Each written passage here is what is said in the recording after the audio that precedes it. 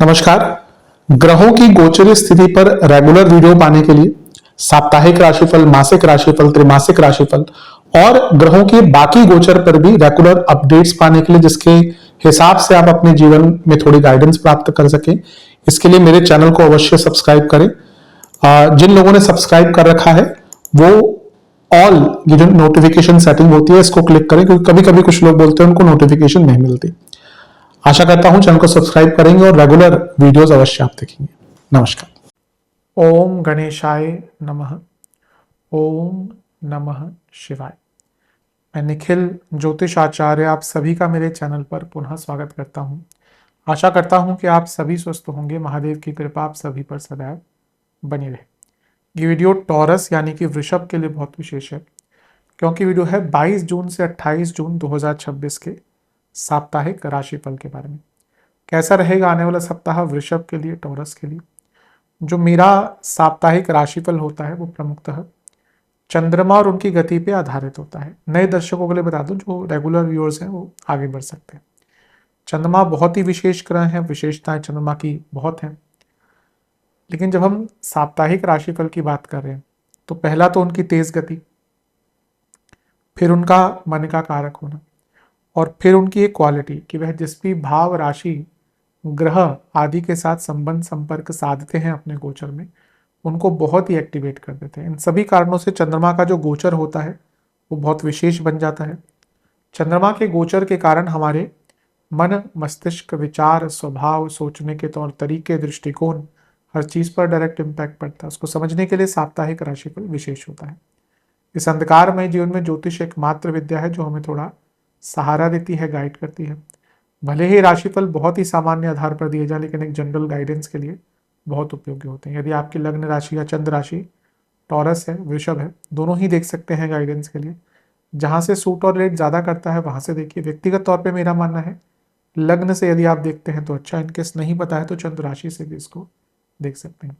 शुरू करते हैं इस अत्यंत महत्वपूर्ण राशिफल का। चंद्रमा आपके पंचम भाव में आ जाएंगे, यानी कि कन्या में। ये होगा 22 तारीख को। 22 तारीख को ऑलरेडी मतलब यहीं पे होंगे, 21 को आ चुके होंगे, और 24 तारीख सुबह के 1 बजे तक यहीं पर गोचर करेंगे। चंद्रमा का पंचम में आना एक प्रकार से अच्छा माना जाता है, लेकिन यहाँ पे ध्यान रखना है कि केमद्रुम योग स्टार्ट हो गया। कोई भी ग्रह आसपास नहीं है, साथ में नहीं है, राहु केतु को उसमें नहीं मानते हैं, तो चंद्रमा की सेंसिटिविटी बढ़ चुकी है। तीसरे घर के स्वामी का पंचम में आना आपके सोच और आपके इम्प्लीमेंटेशन का एक ब्रिज होता है, मतलब कि आप अपने कार्यों को यहाँ पर पूर्ण कर सकते हैं। यहाँ पे शनि की दृष्टि भी है जो योग कारक है, और आपके उपचय भाव के स्वामी को देख रहे हैं, यानी कि जो काम बिगड़ रहे थे पहले आपके सामर्थ्य से, दूसरा आपके सोच से, और तीसरा योग कारक के योगदान से आपके कार्य बहुत आराम से पूर्ण हो सकते हैं। ध्यान ये देना है कि जो शनि है ये अभी वक्री हुए तो नहीं है, लेकिन अब धीरे धीरे करके उनकी गति कम हो रही है। मैं तो पंचांग रोज देखता हूं, तो हर सुबह ये एक विधि होती है। हम जब मैं ज्योतिष सीखता था तो हमारे गुरुजन ने सबसे पहले एक चीज बताई थी कि भाई सुबह उठो, अपना सारे साधना वादना करो, पूजा करो, उसके बाद से पंचांग देखो। तो आज भी वो आदत है, कभी कभी छूट जाता है अगर कुछ और जगह कार्य हो, लेकिन क्योंकि आइडिया तो रहता ही है ग्रह कहाँ पे, लेकिन रोज पंचांग देखते हैं तो डिग्री वाइज आपको दिखता है कि कितना सेकंड्स, क्योंकि शनि है वो बहुत, उनकी गति कम होती है ऑलरेडी। बाकी ग्रह तो मिनट्स डिग्रीज में बहुत चलते हैं, तो उनकी गति अभी ऑलरेडी थोड़ी कम होनी शुरू हो चुकी है। अब वो शनि जो है वो लग्न को भी देख रहे हैं, और ये जो शनि है वो आपके चंद्रमा को भी देख रहे हैं, तो यहाँ पे ना थोड़ा सा स्लोनेस रहेगी। इतनी नहीं जितनी वक्रावस्था के टाइम पे आएगी, लेकिन अभी से मान के चलिए कि अपने कार्यों को थोड़ा प्री प्लान्ड करके चलना शुरू कर दीजिए। शनि का प्रभाव है, विषतोष है, कभी कभी पुरानी चीजों को सोचना, नेगेटिव विचार या फिर सेल्फ डाउट, ये इस प्रकार का योग है, थोड़ा सेल्फ डाउट भी हो जाता है, तो उससे थोड़ा बचेंगे तो अच्छा है। नेगेटिव सोच पे मत जाइए, कोई फायदा नहीं है। जो हो चुका वो हो चुका, आगे बढ़िए। कभी कभी पंचम में अगर चंद्रमा है, शनि या केतु का प्रभाव है, तो वो कहते हैं ना, वो भूली दास्तां लो फिर याद आ गई। तो ठीक है, ह्यूमन नेचर है, कभी कभी पुरानी बातें याद आती है, लेकिन जो, जैसा मैंने कहा, जो बीत गया वो बीत गया, वो अतीत है। कोशिश करिए कि अपने आप को उस एरिया में मत लेके जाइए, अदरवाइज ये जो थोड़ा अच्छा प्रभाव दिख रहा है उसका लाभ नहीं उठा पाएंगे। नवान कुंडली, कभी कभी ऐसा होता है जीवन में हमें कुछ मिलता नहीं है, क्योंकि ईश्वर ने हमें हमारे लिए कुछ और अच्छा प्लान किया होता है। अभी लगता है आप अपने जीवन में किसी ऐसे ही फेज से गुजर रहे हैं जहाँ पे शायद आपको कुछ प्राप्त नहीं हुआ रिसेंटली, पर मुझे लगता है कि ईश्वर ने आपके लिए कुछ और अच्छा सोचा हुआ है। दशांश कुंडली, कार्य क्षेत्र में ना गलतियां बहुत हो रही है, पहले उनको ठीक करने की कोशिश कीजिए। बिजनेस बहुत अच्छा टाइम है। लव लाइफ, थोड़ा ना स्ट्रेंथ लाई रिलेशनशिप में, ऐसा लगता है कि बहुत वीकेंड हो गया है रिलेशनशिप, वैवाहिक जीवन। अगर आगे बढ़ना है साथ में तो प्लानिंग कीजिए, एक दूसरे पर विश्वास कीजिए। जो भी कम दिख रहा है, स्टूडेंट्स, अगर कोई एग्जाम वगैरह नहीं है, थोड़ा रेस्ट लीजिए, थोड़ा ब्रेक लीजिए। सेहत, एंजाइटी, गले की प्रॉब्लम, ईएनटी, सर्वाष्टक, सप्तम भाव बली है। कोशिश कीजिए कि अपने जीवन में थोड़ा सोशल रहें। अभी लगता है कि एक सोशल लाइफ भी आपकी थोड़ी प्रभावित हुई है नेगेटिवली। कभी कभी होता है हम किसी बुरे फेज से जाते हैं तो हम लोगों से मिलना बंद कर देते हैं, जो स्वाभाविक भी है, बट वो बहुत लंबे टाइम तक नहीं चलना चाहिए। एटलीस्ट मैं ये नहीं कह रहा कि एकदम पार्टी ही करना चाहिए, 2-3 लोग तो होने चाहिए जीवन में जिनसे आप मन की बातें कर पाए। ऐसा नहीं है आपके जीवन में तो बड़ी प्रॉब्लम है। कोई ना कोई 1-2 लोग तो, दोस्त हो, कोई भी हो, जिनसे रियल में आप अपने मन की बातें कर पाए। यूजली तो मैं कहता हूँ कि दोस्तों की आवश्यकता बहुत होती है जीवन में। जो आपके दोस्त होते हैं वो, उनका स्थान और कोई नहीं ले सकता। आपके पति हो, आपकी पत्नी हो, आपके बच्चे हो, माँ बाप हो, उनसे आप एक एंगल में, एक रोल में, एक प्रोफाइल में बनकर बात कर सकते हैं, पर दोस्तों से कई प्रकार की बातें हो सकती है। तो अपनी दोस्ती को बरकरार रखें। स्पेशली उनके लिए कह रहा हूँ जो थोड़े बड़े हो चुके हैं, क्योंकि हम जब बहुत यंग होते हैं हमारे दोस्त बहुत होते हैं, फिर जैसे जैसे साल बढ़ते रहते हैं वैसे दोस्तों के नंबर भी कम होते रहते हैं। वही रह जाते हैं जो रहने चाहिए, पर अगर वो भी नहीं है आपके जीवन में तो प्रॉब्लम है। कभी कभी होता है कि दोस्त छूट जाते हैं, तो उनको याद कर लीजिए। 24 तारीख सुबह के 1 बजे चंद्रमा आ जाएंगे आपके छठे घर में, यानी कि तुला में, और 26 तारीख रात के 1 बजे तक यहीं पर रहेंगे। चंद्रमा का छठे भाव में आना एक प्रकार से मिश्रित माना जाता है। यहाँ पे गजकेसरी योग बन रहा है एक प्रकार से, ठीक है। परिवर्तन योग बन रहा है यहाँ पे तीसरे और छठे घर के बीच में, क्योंकि शुक्र जो है वो चंद्रमा की राशि में है, चंद्रमा जो है वो शुक्र की राशि में है। तीसरे और छठे 2 उपजे भावों के बीच में योग बनना, परिवर्तन बहुत अच्छा होता है, बहुत श्रेष्ठ होता है। राहु का प्रभाव भी है यहाँ पर चंद्रमा पर। अब ये आपको बल देगा, पराक्रम देगा, कुछ करने के लिए बड़ा हिम्मत रहेगी, जुझारूपन रहेगा, आउट ऑफ द बॉक्स चीजें कर पाएंगे, जो बहुत अच्छा है। लेकिन केमद्रुम योग है, उसको नहीं भूल सकते। और यहाँ पर तीसरे और छठे घर का प्रभाव है और राहु का प्रभाव है। अति उत्सुकता बहुत तंग करेगी, तो जितना उत्सुकता पर नियंत्रण रख सकते हैं उतना आपके लिए अच्छा रहेगा।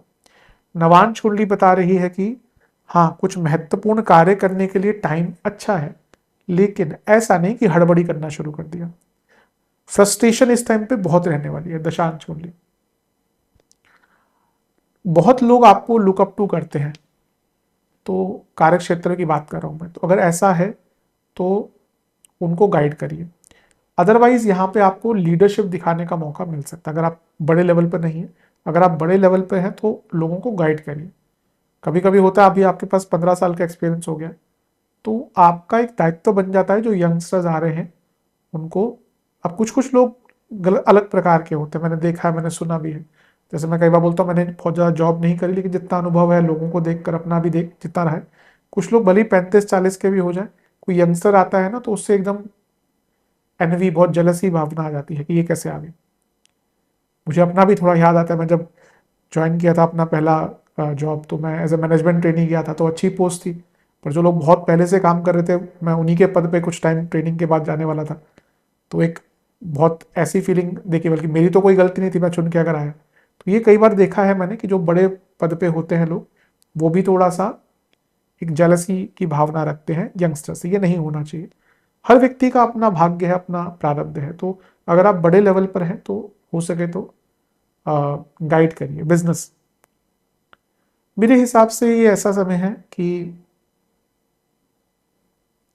आपको बहुत बड़े बदलाव पर सोचना पड़ेगा। मुझे लगता है ज़्यादातर मैं कहूँगा कि ये मशीनरी के लेवल पर है, टेक्नोलॉजी के लेवल पे है, करना पड़ेगा।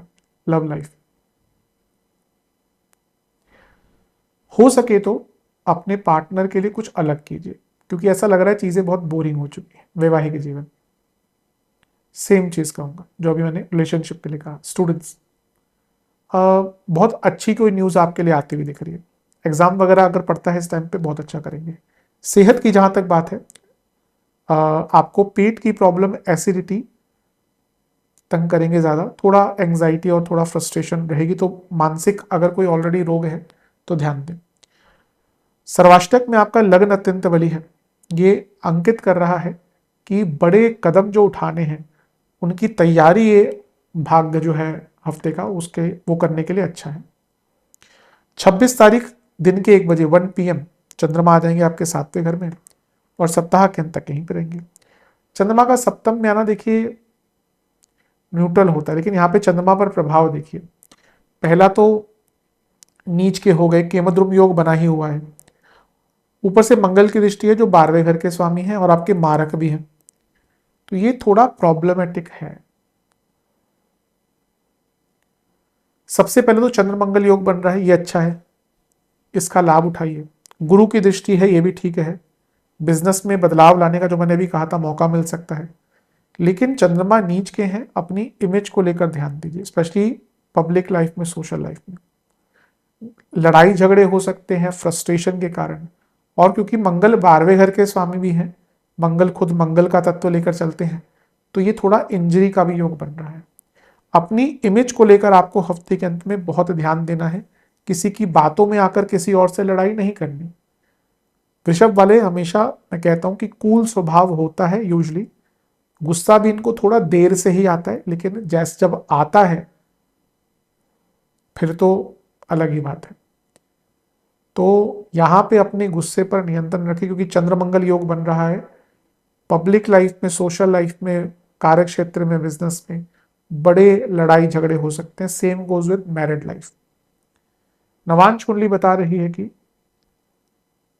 ये टाइम रिस्क लेने का नहीं है किसी भी एरिया में। दशांश कुंडली जितना हो सके कार्य क्षेत्र में ना अपने काम से काम रखे। बिजनेस, कोई बहुत बड़ी डील आ सकती है जिसके आप वेट कर रहे थे। लव लाइफ,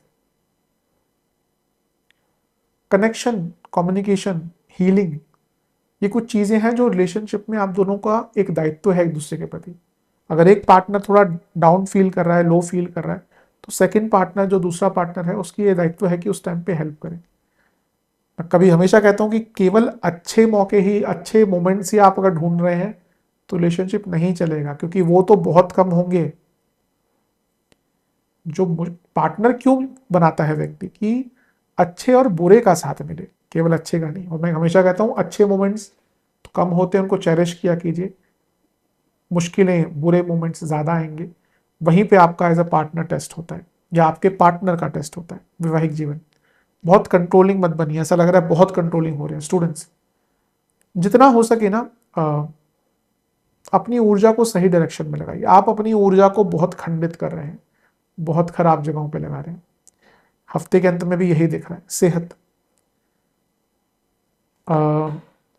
जिनको गॉल ब्लैडर, लीवर आदि की प्रॉब्लम है, रक्त विकार है, बीपी के इश्यूज है, दिक्कत बढ़ेगी। सर्वाष्टक में आपका अष्टम बली है। हफ्ते के अंत में कोई रिस्क ना लें, जैसा सरलता से जी सकते हैं वैसा करें, जो सरलता से काम कर सकते हैं वही करें। शुभ अंक है आपका 2 और 6। शुभ रंग है आपका पीला, लाल, केसरी। कुछ विशेष टिप्पणियां मेरी तरफ से। थोड़ा अपनी इच्छाओं पर भी ध्यान दीजिए। वृषभ वालों की आदत होती है, वो फैमिली ओरिएंटेड इतने होते हैं कि अपने लिए 100 रुपए की चीज भी बहुत सोच के लेते हैं, और घर वाला कोई बोल दे कि मुझे 5,000 का खरीदना है, भले ही फालतू का हो, ले देंगे। लेकिन अपने बारे में भी सोचिए। आज के टाइम में थोड़ा सेल्फिश बनना कोई गलत बात नहीं। अगर आप थोड़े से सेल्फिश नहीं है, आपके परिवार वाले ही आपको बेच के खा जाएंगे। कटु है पर सत्य है। ऐसा लगता है कि आप अपनी मन की कई इच्छाएं, कई चीज़ें दबा कर बैठे हैं, उन पर काम कीजिए। मैं कहूँगा कभी कभी हम लोग ना बहुत सेक्रीफाइसिंग हो जाते हैं और उसके कारण अपने आप को ही महत्व देना बंद कर देते हैं। अपनी पावर को समझिए, अपने स्ट्रेंथ को समझिए और अपनी इमोशनल हेल्थ को बेटर करने का प्रयास कीजिए। उपाय के स्वरूप में आपको दुर्गा जी की अगर मूर्ति है आपके घर में तो उनको एक केसर का तिलक लगाइए, मीठा पान समर्पित कीजिए, मिष्ठान समर्पित कीजिए, आरती कीजिए और ओम दुर्गा यही नमः इस मंत्र का 21 बार जाप कीजिए। दुर्गाय नहीं होता, मैं कई लोगों को बताता हूं, दुर्गाय नहीं होता, दुर्गा यही, चंडिका यही, दो ए की मात्रा है। थोड़ा संस्कृत बचपन में तो सीखी होगी ना कई लोग, अब मैं क्या ही बोलूं, कुछ जो लोग सिखाते हैं। अभी मैं रिसेंटली किसी की वीडियो देख रहा, वो बगलामुखी जी का एक नाम है माँ पीताम्बरा, तो वो ओम पीताम्बराय नमः करके उन्होंने संबोधित किया हुआ और इतने जो उनके फॉलोअर्स हैं वो भी वही करें। पीताम्बर से पीताम्बराय बनेगा जो पुलिंग है। जब हम पीताम्बरा का विभक्ति लगाते हैं चतुर्थी तो पीताम्बरा यही बनता है। तो यहाँ पे ओम दुर्गा यही नमः, दो ऐ की मात्रा, ए ऐ, इसका जाप कीजिएगा। आशा करता हूँ वीडियो काम आएगा। चैनल पर नए सब्सक्राइब कीजिए, वीडियो को लाइक कीजिए। मिलता हूँ अगली वीडियो में, तब तक के लिए ओम नमः शिवाय।